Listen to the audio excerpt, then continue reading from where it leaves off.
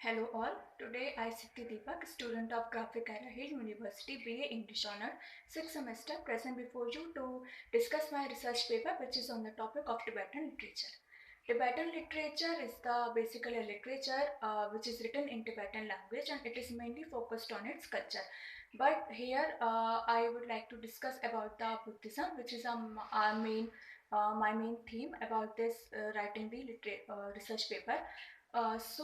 Tibetan literature basically focused on the history of Buddhism. So here I start about telling about the Buddhism. Buddhism is a philosophy and practice that is extremely concerned with the mind and its various ways to delusions, misunderstandings, and cravings. In Buddhism, the way to happiness is a way to good death, which is only occur when the mind of time is happy. My research paper is based on the two Tibetan books. First one, the Tibetan Book of the Dead, which is written by Padmasambhava, who is a Buddhist monk.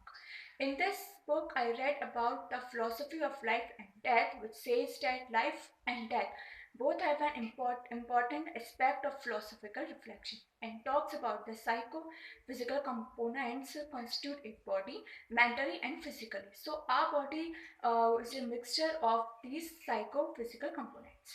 Further, I read about the root verses of six intermediate states in this book, and the six intermediate states are waking living state, dreaming, meditation, death, after death, and then rebirth.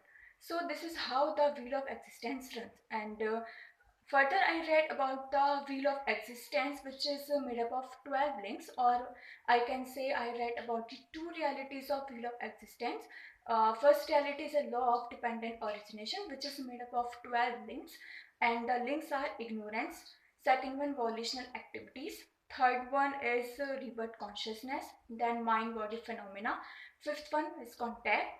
Sixth, craving. Seventh, desire, and then grasping, then birth, old age, and at the end death.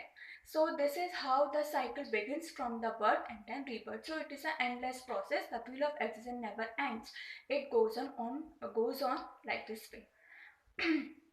And another law which I read about that the law of cause and effect, which is commit cycle. So whatever we have to bear or face the consequences in the next life, no matter it is good or disastrous. It depends on our karma. So another book which I read, the Art of Happiness by Horner and Dalai Lama.